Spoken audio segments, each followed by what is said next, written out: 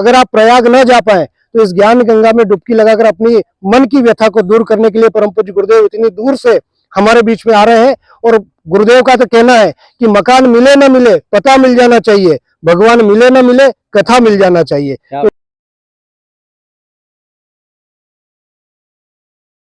साथियों नमस्कार। एक महाकुंभ चल रहा है प्रयागराज में और दूसरा भक्तों का एक महाकुंभ जावरा में होने वाला है मंदसौर रोड पर, जहां श्रीमद् भागवत कथा होने वाली है और कथा प्रवक्ता कमल किशोर जी नागर का आगमन हो रहा है जावरा में।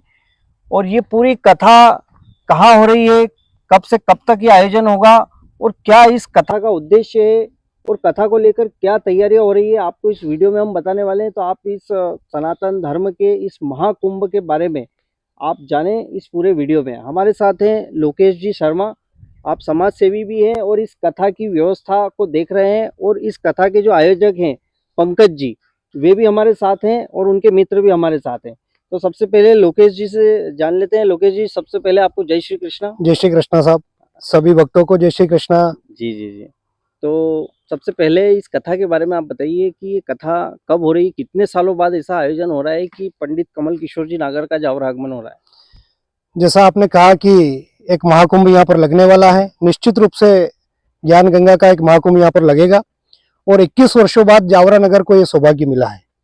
24 जनवरी 2025 से कथा प्रारंभ होगी और 30 जनवरी 2025 तक ये कथा माँ हिंगलाज माता के मंदिर जो कि मंदसौर रोड पर स्थित है, वहाँ पर ये निर्विघ्न सप्त दिवसीय भागवत कथा मालवा माटी के संत और 200 गौशालाओं के संचालक परम पूज्य गुरुदेव संत कमल किशोर जी नागर के मुखारविंद से ये ज्ञान गंगा बहने वाली है।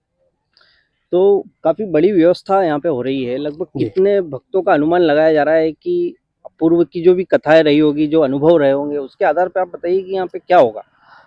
पूर्व के अनुभव के आधार पर तो कह सकते हैं कि असंख्य भक्त जो हैं उनके अनुयायी हैं और उनके मालवा की जो उनकी बोली है उसमें बहुत रस है और उस रस का रसास्वादन करने अब अनुमान तो संख्या हम नहीं बता सकते, लेकिन फिर भी 50,000 के ऊपर भक्त यहाँ पर रहने वाले हैं उस कथा का रसपान करने के लिए।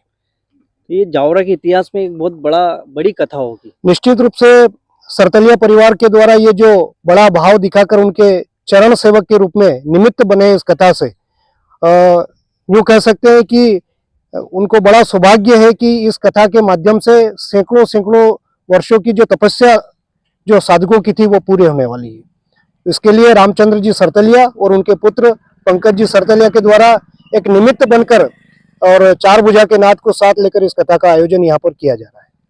अच्छा लोकेश जी, क्या शेड्यूल रहता है कथा का, जैसे समय और क्या होता है इसमें पूरा, थोड़ा वो भी बताइए। जी, कथा का रोज समय जब भी गुरुदेव ने यहाँ पर इस कथा का आयोजन किया और इस कथा को जब से वो उन्होंने शुरू किया तब से कथा 12 से 3 उनका एक निश्चित समय है। मध्याह्न से दोपहर 3 तक ये कथा यहाँ पर चलेगी और निर्विघ्न रूप से लगातार इस कथा को वो निर्बाध करते आए हैं और यही समय उनका रहता है, 12 से 3 में वो कथा करते हैं।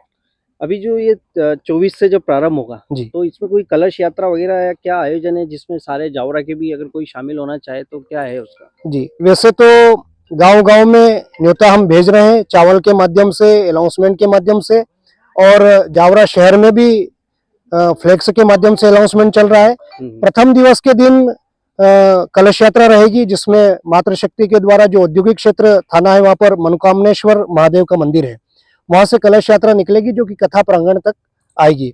और उसमें आसपास के क्षेत्रों से मातृशक्तियों का निवेदन है, जावरा शहर की सभी मातृशक्तियों का निवेदन है कि अधिक से अधिक संख्या में वो भाग लेकर इस कलश यात्रा से कथा स्थल तक पधारें और कथा 7 दिवसीय कथा को ग्रहण करें।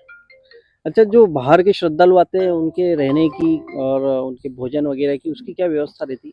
जी, पूर्व की कथाओं से भी हमने ये सीखा है और जाना है, उनसे अनुभव भी लिया है कि बाहर से जो श्रद्धालु आते हैं उनके रुकने की व्यवस्था यहीं पर रहेगी प्रांगण के अंदर ही।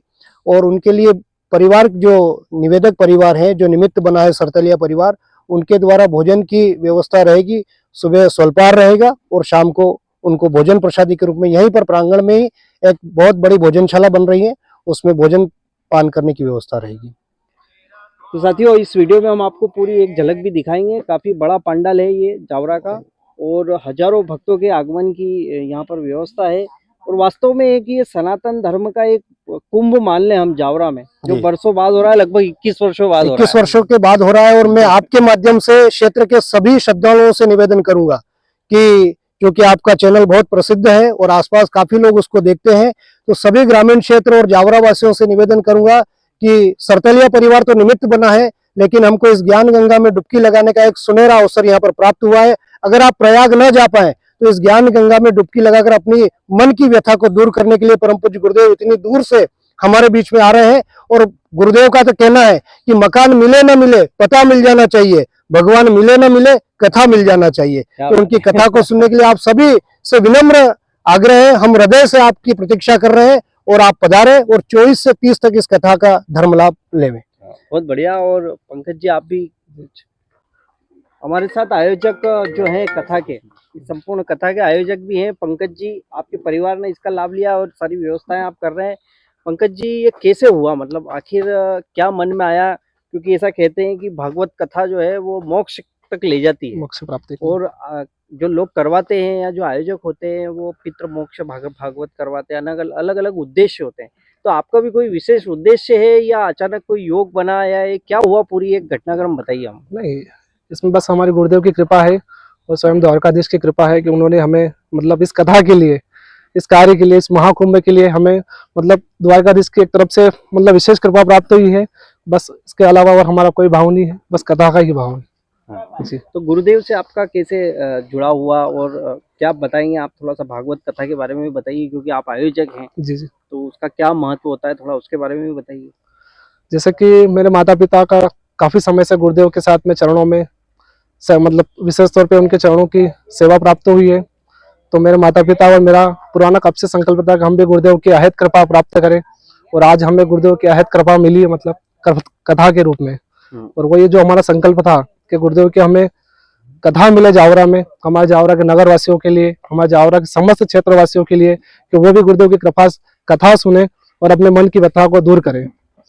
ये आप देख सकते हैं, पीछे पूरा एक कथा पंडाल तैयार हो रहा है। यहाँ पर वो पीछे हिंगलाज माता मंदिर है, और ये पूरा इसके लिए ध्वज स्थापना हो चुकी है, और ये सारी तैयारियां, भव्य पंडाल बन रहा है। हजारों भक्त यहाँ पर आने वाले हैं।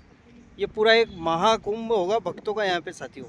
वर्षों बाद पंडित कमल किशोर जी नागर का यहाँ आगमन हो रहा है, और बाहर से भी यहाँ पर जो सेवा करने वाले हैं वे भी यहाँ पर आए हुए हैं, और वे सब व्यवस्थाओं में लग चुके हैं। और हमारे जावरा क्षेत्र के लोकेश जी तो है ही हैं, और ये बहुत ही भगवा ध्वज लहरा रहा है, और ये संकेत है कि यहाँ पर एक सनातन का एक मिनी कुंभ यहाँ होगा। एक कुंभ आप प्रयागराज में देखेंगे, और दूसरा ये जावरा में जो कथा स्थल है यहाँ पर। तो देखते हैं, बहुत जल्द, अभी 2 दिन बाकी हैं, और उसमें ये सारा भव्य पंडाल बनेगा। हज़ारों लोगों के लिए यहाँ पर व्यवस्था हो रही है, रुकने से लेकर खाने पीने की, उनके भोजन प्रसादी की सारी व्यवस्था। और गुरुजी भी यहीं रुकेंगे। सबसे बड़ी बात है कि जो हमारे कथा प्रवक्ता हैं पंडित जी, उनके लिए कोई अलग से वीआईपी व्यवस्था नहीं है, और उनके लिए एक झोपड़ी जो साधना स्थल है वो इस कथा स्थल के पीछे ही बनाया जा रहा है। कोई अलग से व्यवस्था नहीं की जा रही है। ऐसे तपस्वी जो संत हैं उनके दर्शन बहुत विरले होते हैं, और वे जावरा में आ रहे हैं तो जावरा वासियों को ज़रूर आना चाहिए। और हम तो पहले ही इस जो तपस्थली है यहाँ पर आ चुके हैं। आप भी आइएगा। धन्यवाद।